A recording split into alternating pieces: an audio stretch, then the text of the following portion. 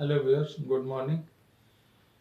आज हम लोग ये लाए हैं ये डायनेमिक मेमोरी। ठीक है, डायनेमिक मेमोरी का एक एक फंक्शन हम बता चुके हैं, एमएलॉक हम बता चुके हैं पिछला वीडियो में। अब उसी का कज़न है कैलॉक। ठीक है, तो देखिए अभी तक हम लोग जो मेमोरी हम लोग एलोकेट करते थे वो सब फिक्स्ड मेमोरी था। फिक्स्ड मेमोरी मतलब हमको साइज पता होता था। यहाँ पता है, जैसे ये हम दिए इंट आई, तो हमको पता है कि एक ही डाटा है। हम उससे मांगे तो हमको आई नाम का एक इंटीजर वेरिएबल का एड्रेस रिटर्न कर दिया।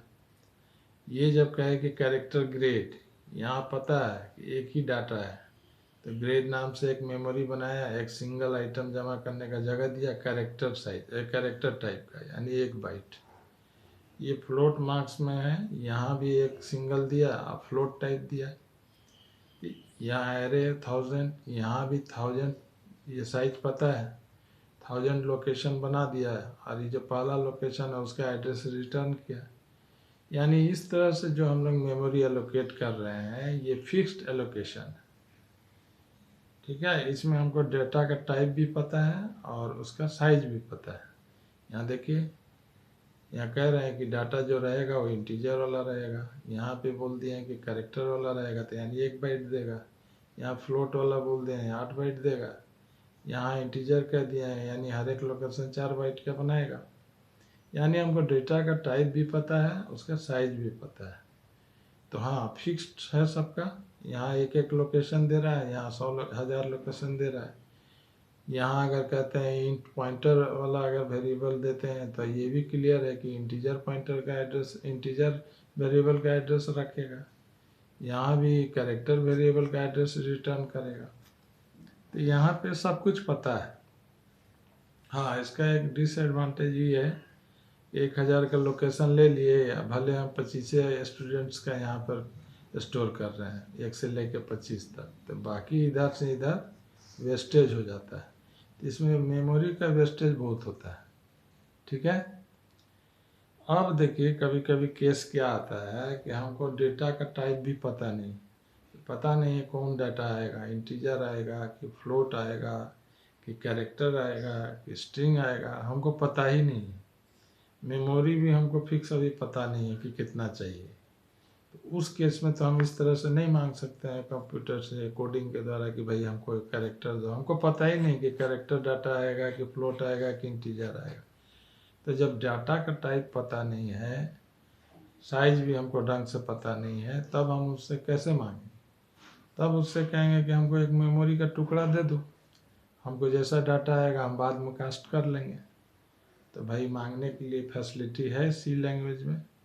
वो मांगने के लिए कुछ कीवर्ड चाहिए ना, तो कीवर्ड एक है मैलॉक, एक है कैलॉक। ये दोनों इस स्टैंडर्ड लाइब्रेरी फाइल में मेंशन रहता है। तो कैलॉक का क्या है सिंटेक्स कि यहाँ पे है नंबर ऑफ आइटम्स, ये बता देंगे कि हमको कम से कम इतना आइटम जमा करना है। यहाँ पे साइज ऑफ ईच आइटम, हर एक का एक साइज दे देंगे। अभी हमको टाइप नहीं पता है, इस तरह से दे देंगे कैलॉग 100 आइटम के लिए जगह मांगे और 20, हर एक का साइज 20 दिए, यानी 100 गुना 20 2000 का बाइट का जगह वो एक मेमोरी का टुकड़ा, chunk of memory running program में से निकाल के हमको दे दिया। और इसका जो पहला वाला एड्रेस था, देखिए इसका फिगर हम इस तरह बनाए, क्योंकि देखिए ये जो वेल डिफाइंड है इसमें सब पार्टीशन बना रहेगा, इंटीजर डाटा रखने के लिए वो रेडी रहेगा। यहाँ चंक ऑफ मेमोरी, हीप में से मेमोरी का ढेर में से एक मेमोरी का टुकड़ा दे दिया। लेकिन चूंकि अभी हम डाटा टाइप बताए नहीं हैं, हमको खुद ही नहीं मालूम है, तो हमको सिर्फ मेमोरी का टुकड़ा दिया।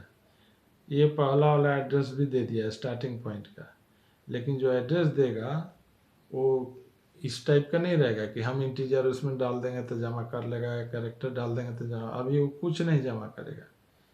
ठीक है, सिर्फ मेमोरी का टुकड़ा दिया है, डाटा टाइप नहीं बताया, तो वाइड एड्रेस रिटर्न करेगा।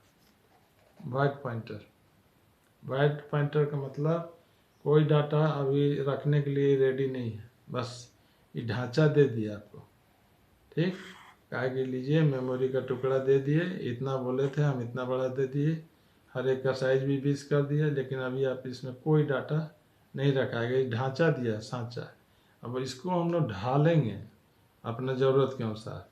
मान लीजिए हमको कल को पता चला कि इंटीजर डाटा आ रहा है, तब हम इसको यहाँ पे कास्टिंग करेंगे। ये कास्टिंग है। वॉइड रिटर्न कर रहा था, इसको अब कहेंगे कि इंटीजर एड्रेस रिटर्न करो। कैलॉग यहाँ कह दिए 100। यहाँ भी हम क्लियर हो गए कि इंटीजर रखना है। यहाँ ये वाला ऑपरेटर फंक्शन यूज कर लेंगे, साइज ऑफ इंट।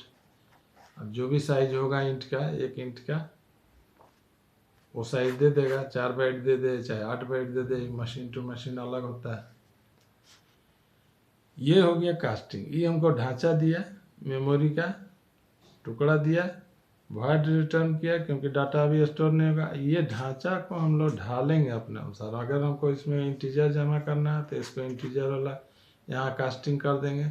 अगर कैरेक्टर जमा करना है तो यहाँ कास्टिंग कर देंगे कैरेक्टर। कैलॉग मान लीजिए 500 कैरेक्टर जमा करना है तो 500, यहाँ साइज ऑफ कैरेक्टर कर देंगे। तो 500 आइटम जमा करेगा। एक कैरेक्टर का साइज क्या है, 1 बाइट, यानी 500 का लोकेशन बना देगा। अब मान लीजिए आपको फ्लोट जमा करना, तो फ्लोट मैंने यहाँ से वॉइड वाला हटा देंगे। वॉइड हटा देंगे तो मेरा डाटा रखने के लिए रेडी हो जाएगा।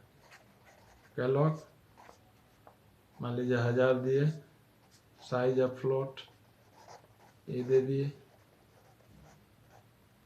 ये रेडी हो गया। इससे जो स्ट्रक्चर बनेगा ना इसमें, अब इसमें पार्टीशन वगैरह सब बना रहेगा, वो बना देगा क्योंकि इसमें मिल गया, साइज ऑफ इंट मिल गया, यहाँ पर कास्टिंग हो गया। ठीक है ना। अब यही जो ये रिटर्न करेगा, अब ये इंटीजर वेरिएबल का, ये पहला वाला जो एड्रेस भेजेगा, अब वो इंटीजर वेरिएबल का एड्रेस रहेगा। ठीक, तो इसको इंटीजर वेरिएबल को हम लोग एक स्टोर कर लेंगे पॉइंटर में, IPTR में, इसमें स्टोर कर लेंगे। IPTR चूँकि इंटीजर वाला अब हम डिक्लेयर कर दिए हैं, तो IPTR को इंटीजर पॉइंटर रखिएगा। ये इस तरह से किए हैं। देखिए,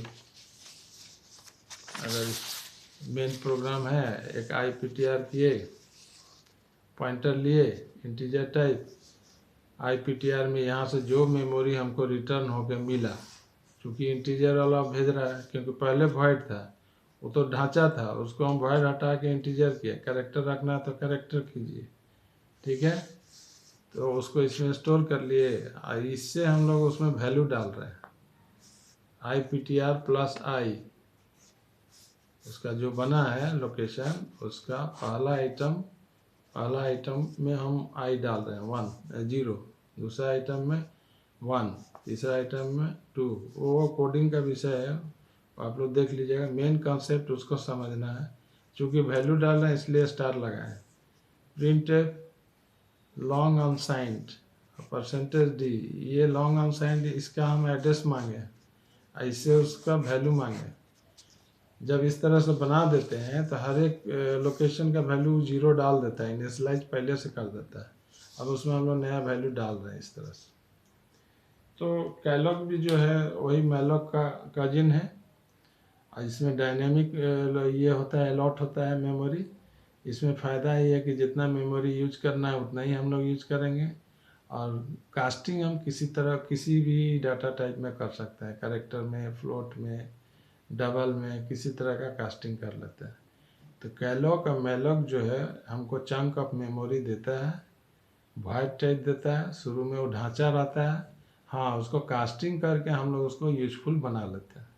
ठीक है ना। तो आपको डायनेमिक मेमोरी एलोकेशन का थोड़ा कॉन्सेप्ट मिल गया होगा।